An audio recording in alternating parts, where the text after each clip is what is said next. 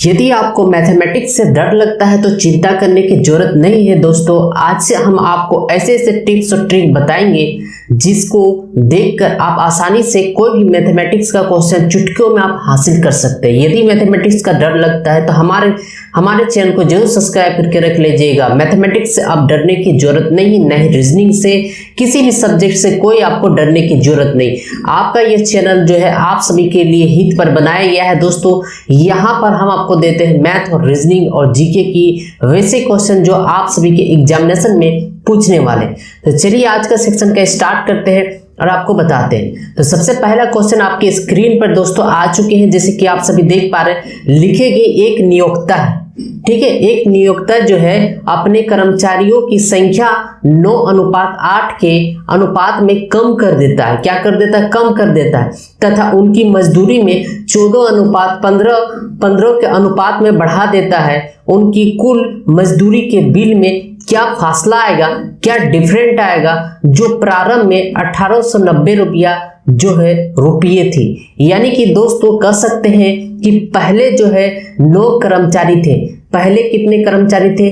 9 कर्मचारी थे, लेकिन अब कर्मचारियों की जो संख्या है वो 8 हो चुके हैं। कितने हो चुके हैं? 8 हो चुके हैं। तथा जो है पहले एक मजदूर पर, ध्यान से सुनिएगा, एक मजदूर पर 14 रुपया का पेमेंट करते थे। कितने रुपया का? 14 रुपया का पेमेंट करते थे, लेकिन अब वही जो है मजदूर अब 15 रुपया हम करते, यानी कि 1 रुपया हम क्या करते? बढ़ा देते हैं। यानी कि दोस्तों बता देते हैं कि जब भी मजदूर जाएगा तो रेशियो गड़बड़ा जाएगा, या जब भी मजदूर आएगा तो रेशियो गड़बड़ा जाएगा। यानी कि पेमेंट का भी रेशियो क्या हो जाएगा? बदल जाएगा। पेमेंट का भी रेशियो चेंज हो जाएगा, चाहे वो आए चाहे जाए, हर कंडीशन में जो है अंतर आपका होगा ही होगा। यानी कि दोस्तों यहाँ पर बनाने का तरीका कैसे है वो चीज यहाँ से सीखिए कि किस प्रकार से हम इस क्वेश्चन को बहुत ही आसानी से बनाते हैं। अगर यहाँ पर कहा जाए कि माना कि शुरू में 9 कर्मचारी था। कितना कर्मचारी था दोस्तों? 9 कर्मचारी थे। यहां पर लिख देने, माना कि शुरू में कितने कर्मचारी थे? 9 कर्मचारी थे। अब कर्मचारियों की संख्या कितने हो चुके हैं? 8 हो चुके हैं। कितने हो चुके हैं दोस्तों? 8 हो चुके हैं। और यहां पर बता दें दोस्तों, शुरू में जो है, शुरू में स्टार्टिंग में एक कर्मचारी को हम देते थे 14 रुपया का सैलरी देते थे, और अब जो पेमेंट देते हैं हम 15 रुपया का सैलरी देते हैं। इस प्रकार से ये जो है दोस्तों, ये है कर्मचारी। याद रखिए ये क्या है? कर्मचारी। और ये है आपका मजदूरी। ये क्या है दोस्तों? मजदूरी। ये है आपका मजदूरी, ठीक है। तो यहाँ पर जो है ये कर्मचारी का रेशियो है, और यहाँ पर जो उन सभी का पेमेंट का। अगर हम यहाँ पर टोटल अगर बिल निकालने के लिए बात कहा जाए तो टोटल बिल हम कैसे निकालेंगे वो चीज सीखिए कि टोटल जो बिल है वो किस प्रकार से यहाँ पर निकालेंगे। हम क्या करेंगे? इसको गुना कर देंगे और इसको हम क्या कर देंगे? मल्टीप्लाई कर देंगे। जब इसको गुना करेंगे दोस्तों तो यहाँ पर जो है निकल के कितने आएगा? 126। कितने आएंगे दोस्तों? 126 आएंगे। और इन दोनों को गुना करते हैं तो कितना आता है? 120। यानी कि दोस्तों यह क्या है? हमारा टोटल बिल है। ये टोटल जो है क्या है दोस्तों? बिल है। यानी कि पहले जो हम पैसा कितना देते थे? 126 रुपये मेरे पैकेट से खर्चा होता था, लेकिन अब खर्चा कितना होता है? मात्र 120 रुपया। इस प्रकार से जो अंतर है पहले और अभी का पैसा में जो अंतर हो गया हमारा कितना हो गया? 6 रुपया का अंतर हो गया। यानी कि दोस्तों यहाँ पर हम टोटल जो बिल लगाते थे, पहले जो टोटल बिल हम अदा करते थे वो कितना अदा करते थे? 1890 रुपया अदा कर देते। यानी कि हम कह सकते हैं यहाँ पर दोस्तों हम कह सकते हैं कि 126 का जो वैल्यू था, यानी कि 126 का दोस्तों वैल्यू जो था वो पहले कितना था? 1890 रुपया। इसीलिए दोस्तों यहाँ पर अनुपात अंतर पूछा जा रहा कि पहले और अभी में कितने रुपया का अंतर है, इसीलिए अनुपात 6 का वैल्यू। इसीलिए दोस्तों यहाँ जो डिफरेंट है वो डिफरेंट कितना? 6 है। इसीलिए 6 का अगर हम यहाँ पर वैल्यू निकालने जाएंगे तो क्या हो जाएगा? 1890 बटा 126 इंटू कितने हो जाएंगे? 6 हो जाएंगे। तो इसको आसानी से हम क्या कर सकते हैं? काट सकते हैं। इसको काटेंगे दोस्तों, कितने हो जाएंगे 6 दूना 12 और 6 एकम 6 यानी 21 हो जाएंगे दोस्तों। 21 को ये 90 बार में ले जाएंगे तो पूरा का पूरा क्या हो जाएगा, कैंसिल हो जाएगा। अतः यहाँ पर दोस्तों कितना आ गया, 90 रुपया आ गया। ये क्या आ गया, 90 रुपया। यही क्या है, आपका आंसर है। यानी पहले और अभी के रुपया में जो डिफरेंट है हमारा 90 रुपया, यानी कि दोस्तों मेरा जो है 90 रुपया का सेविंग हो रहा है। लेकिन दोस्तों एक मजदूर को हमको हटाना पड़ा, बाकी लेकिन मजदूर बहुत ज्यादा खुश होंगे।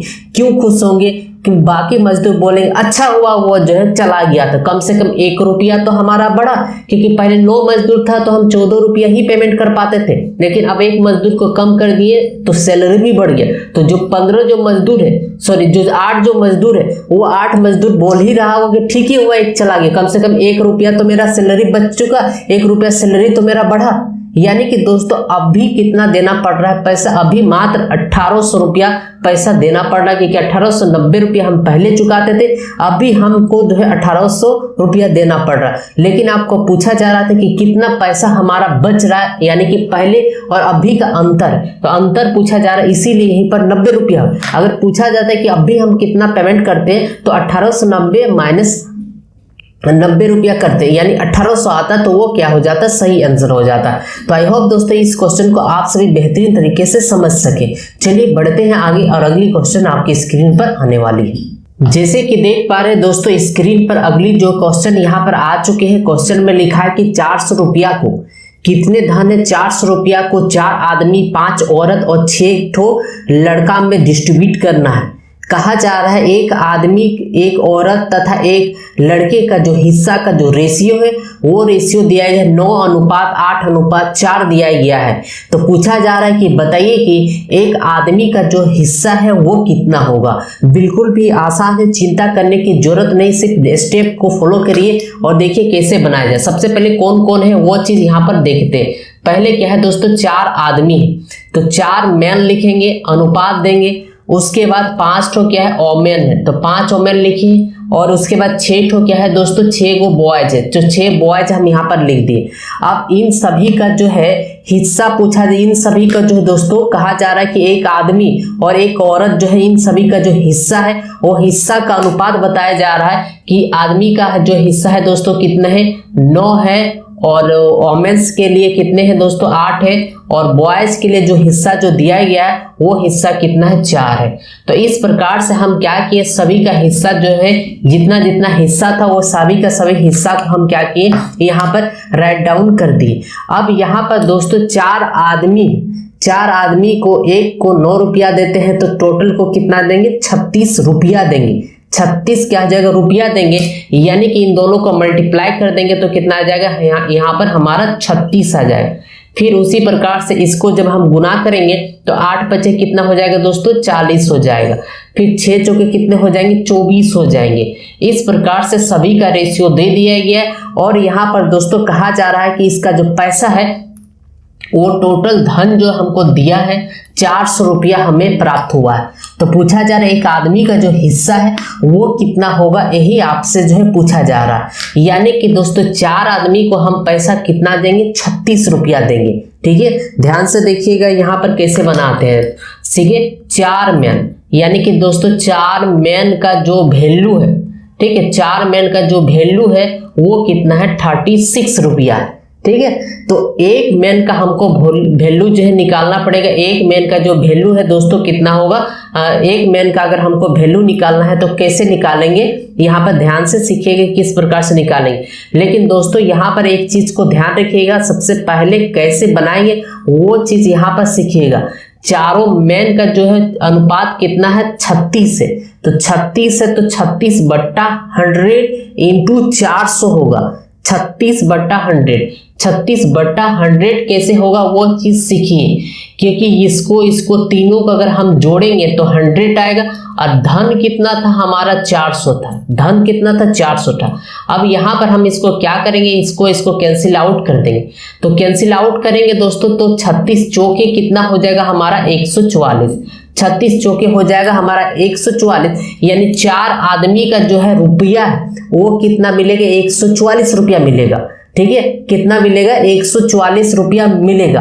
तो एक आदमी का कितना होगा 144 बट्टा 4, 144 बट्टा 4 अगर हम कर देंगे यानी कि यहाँ पर कितना आ जाएंगे 36, यानी कि दोस्तों एक मैन का जो है पैसा जो है कितना रुपया देना पड़ेगा 36 रुपया देना पड़ेगा। यह इजी तरीके से निकल गया, यानी एक आदमी का जो इनकम होगा वो कितना होगा 36 रुपया।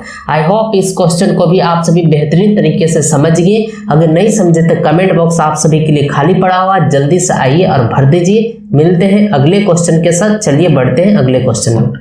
जैसे कि स्क्रीन पर देख पा रहे दोस्तों, अगली जो क्वेश्चन है आ चुके हैं। क्वेश्चन में लिखा गया है कि जब ए 20 रुपया कमाता है तो बी 30 रुपया, जब बी 40 रुपया कमाता है तो सी कितना कमाता है 50 रुपया, और लिखा है कि जब सी 60 रुपया कमाता है तब डी 80 रुपया कमाता है। तो ए बी सी और डी यानी चारों को एक साथ अनुपात पूछा जा रहा है कि चारों का अनुपात बताइए। तो दोस्तों चारों का अनुपात को एक साथ बताने के लिए चारों व्यक्ति को एक ही जगह पर खड़ा होना पड़ेगा, तब जाकर हो पाएगा।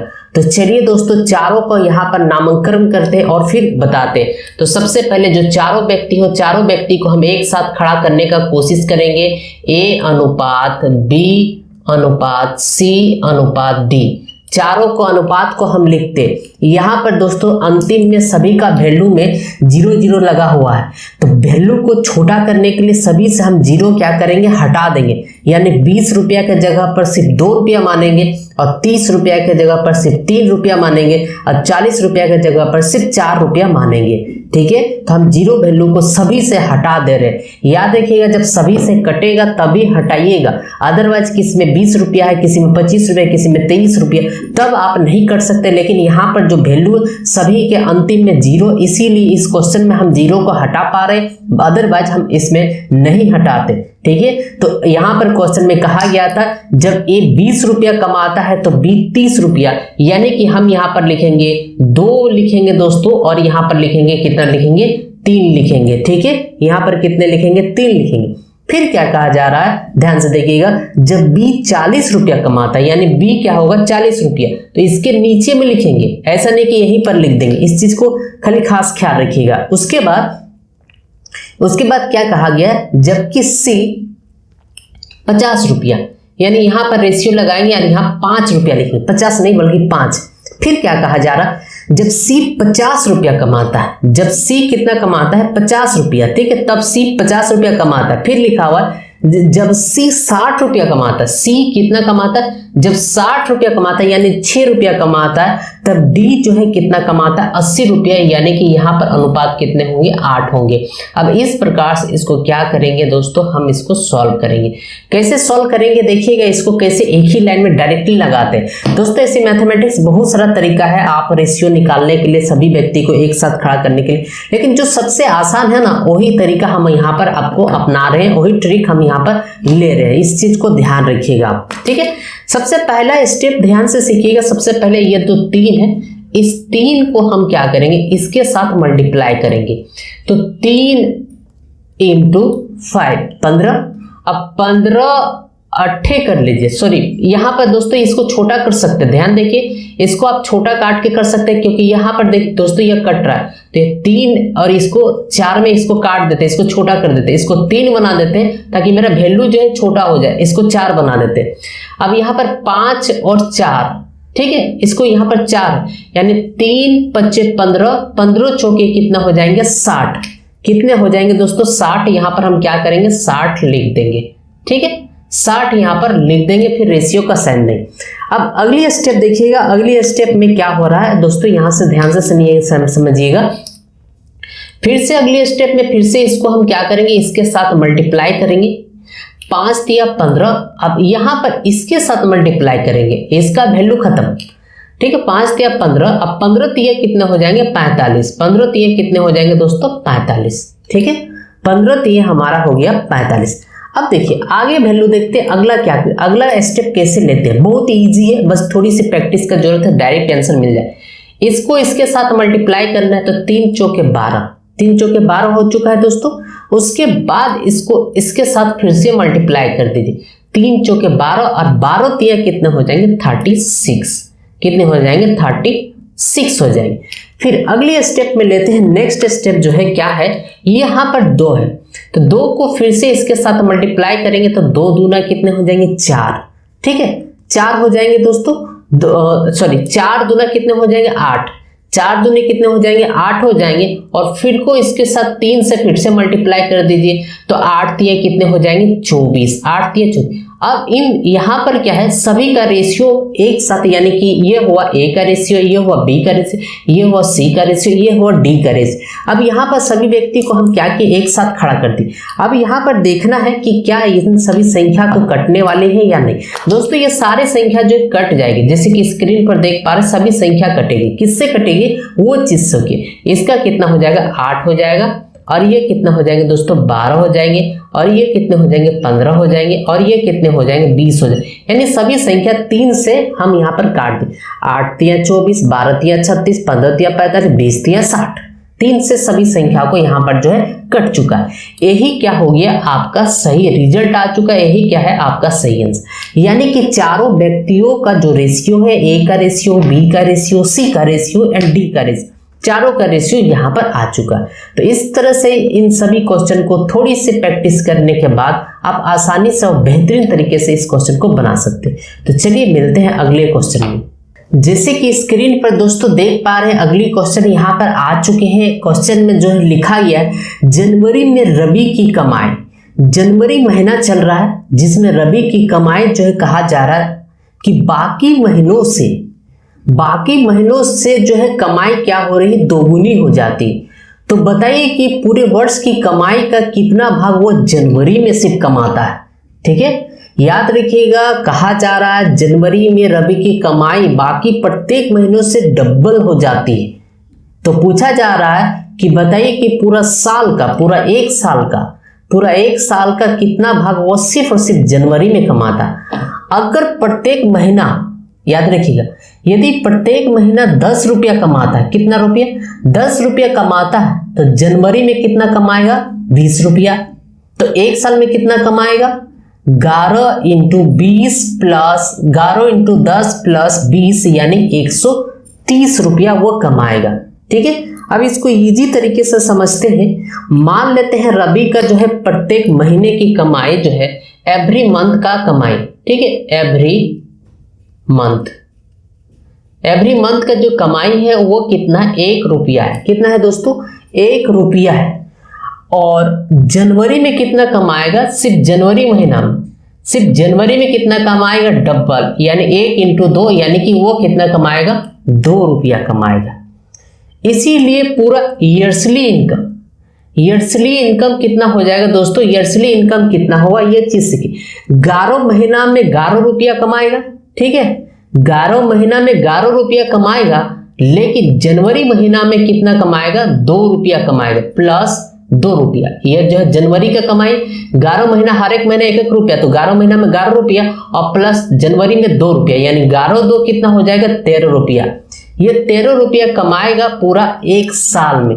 तो जनवरी में कितना भाग कमाया पूरा साल का, यही आपसे पूछा जा रहा है। यानी कि जनवरी का भाग, ठीक है, जनवरी का जो है पार्ट पूछा जा रहा है कि कितना वो कमाता है, पार्ट पूछा जा रहा है। तो पार्ट कैसे निकालेंगे ये चीज सीखिए। जनवरी में कितना है 2 और पूरे साल में कितना है 13, यानी 2/13 पार्ट वो सिर्फ और सिर्फ जनवरी में कमाएगा। यही आपका क्या हो चुका है, यही आपका रिजल्ट हो चुका है, यही आपका आंसर हो चुका है, यही आपसे एग्जामिनेशन में यही वाला क्वेश्चन पूछा गया था। ठीक है, तो चलिए बढ़ते हैं अगली क्वेश्चन की ओर, आपको बेहतरीन तरीके से समझाते हैं। जैसे स्क्रीन पर आप सभी दोस्तों देख पा रहे हैं अगली क्वेश्चन स्क्रीन पर आ चुके हैं।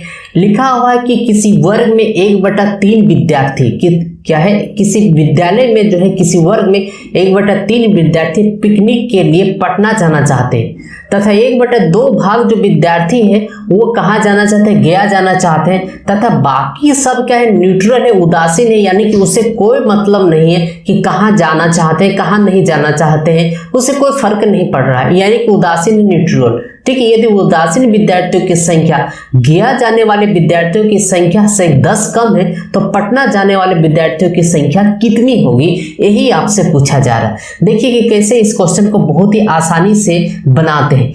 यहाँ पर टोटल विद्यार्थी कितने वो ज्ञात नहीं, तो टोटल जो स्टूडेंट है उसको हम लोग कंसीडर करते हैं, ठीक है। टोटल जो स्टूडेंट जो है कितना है, एक स्टूडेंट है, कितना है, हम इसको मानते हैं एक। अब यहाँ पर पटना वाले पटना कितना जाना चाहते हैं वो चीज यहाँ पर लिख ले। पटना जो जाने वाली जो संख्या है, यानी पटना जो दोस्तों कितने विद्यार्थी जाएंगे उसकी संख्या यहाँ पर हम ज्ञात कर रहे हैं कि पटना जो जाने वाले जो विद्यार्थियों की संख्या होंगे वो कितना होंगे, यानी कि इस टोटल विद्यार्थी के 1/3 भाग, यानी 1/3 भाग बराबर कितने आ जाएंगे, 1/3 भाग ही हमारा आएगा जो कि पटना जाना चाहते हैं। उसके बाद दोस्तों गया जाने वाले जो विद्यार्थी होंगे, यानी कि जो गया जो जाएंगे वो विद्यार्थी कितने होंगे, टोटल का 1/2 भाग, यानी कि आधा विद्यार्थी जो है गया जाना चाहते हैं, ठीक है। तो इस प्रकार से यहाँ पर हो चुका है पूरा का पूरा टोटल विद्यार्थी हम एक माने थे, तो पटना जाने वाले 1/3 हो चुके, तो गया जाने वाले कितने हो चुके, 1/2। अब यहाँ पर कितने विद्यार्थी जो है जाने वाले टोटल उसको ज्ञात करने के लिए हम क्या करेंगे, इन दोनों को आपस में क्या करेंगे, प्लस कर देंगे। जब दोनों को यानी कि 1/3 प्लस 1/2 जब प्लस करेंगे तो आ जाएगा कितना, 5/6। 5/6 विद्यार्थी क्या होंगे, जाने वाली संख्या होंगे। अब जो नहीं जाएंगे वो कितने होंगे, यही चीज ज्ञात करना है। तो शेष जो विद्यार्थी है जो नहीं जाने वाले, ठीक है, तो यहां पर लिखते हैं नहीं जाने वाले, नहीं जाने वाले जो विद्यार्थी नहीं जाएंगे उसके लिए क्या करना पड़ेगा दोस्तों, जो टोटल था, टोटल हमारा कितना था, 1 था, 1 में हम माइनस कर देंगे 5/6, तो हमारा कितना आ जाएगा, जो विद्यार्थी नहीं जाने वाले उसकी संख्या हमें ज्ञात हो जाएगी। यानी कि 1 - 5/6 अगर करेंगे तो 1 हमारा कितना आ जाएगा, 6 आ जाएगा, जो विद्यार्थी क्या होंगे, नहीं जाने वाले होंगे, ठीक है। यहां पर आप सभी समझ सके। अब क्वेश्चन में यहां पर यह कहा गया था, यहां पर समझने वाली क्वेश्चन और एक बार देखिए कि यदि उदासीन विद्यार्थियों की संख्या, यदि उदासीन विद्यार्थियों की संख्या गया जाने वाले विद्यार्थियों की संख्या से कितना है, 10 कम है, ठीक है, तो पटना जाने वाले संख्या को कितने होंगे। तो अकॉर्डिंग टू क्वेश्चन के हिसाब से दोस्तों कहा जा रहा है कि 1/2 कितने, 1/2 माइनस 1/6 बराबर कितने हो जाएंगे, 10। ये जो है अकॉर्डिंग टू क्वेश्चन के हिसाब से यही कहा जा रहा है। अब इसको हम सॉल्व करेंगे, तो सॉल्व करेंगे तो कितना आ जाएगा दोस्तों, यहाँ पर 1/2 है और इसके बाद माइनस 1/6, यानी कि 2 हमारा कितना आ जाएगा, यहाँ पर 6 आ जाएगा, बराबर कितने आ जाएंगे, 10। इसको हम काटेंगे तो 3 आएगा, इसीलिए 1 बराबर हमारा कितना निकल चुका, 30 निकल चुका। यानी कि एक हम क्या माने थे, टोटल स्टूडेंट हम माने थे। अब यहाँ पर हम निकालेंगे पटना कितना जाने वाले संख्या होंगे, तो इसीलिए पटना जाने वाले संख्या का देखिए कि कैसे निकालते हैं पटना वाले, ठीक है। टोटल जो पटना जो जाएंगे वो पटना कितने विद्यार्थी जाएंगे, पटना वाले, पटना दोस्तों पटना जाने वाले कितने थे, हमारा 1/3, यानी कि टोटल हमारा कितना, 30 का 1/3, 30 का कितना निकालेंगे, 1/3 निकाले, 1/3 निकालेंगे, तो 1/3 निकालें तो इसको काटेंगे तो कितना आ जाएगा, 10 बराबर 10, यानी कि 10 स्टूडेंट ऐसे थे जो कि कहाँ जाना चाहते थे, पटना जाना चाहते थे। तो यही क्या हो गया, आपका सही आंसर हो चुका। तो आई होप दोस्तों ये क्वेश्चन आप सभी समझ सके कि किस प्रकार से हम इजी तरीके से क्वेश्चन को बना देते। दोस्तों एग्जामिनेशन में इतना कुछ करने की जरूरत नहीं है, सिर्फ और सिर्फ आपको इसी के फॉर्मूला को हम यहाँ पर नोट्स बनाने के लिए, ताकि आप बेहतरीन तरीके से समझ सके, इसीलिए हम इतना लंबा चौड़ा लिखे। अदरवाइज हम नहीं लिखते, डायरेक्टली हम यहीं पर ही आंसर को लेते आते, यहीं पर आंसर क्लिक कर देते। तो चलिए आज का क्वेश्चन का सेक्शन यहीं पर रखते हैं। वीडियो कैसे लगी लाइक से सब्सक्राइब करके जरूर बताइएगा।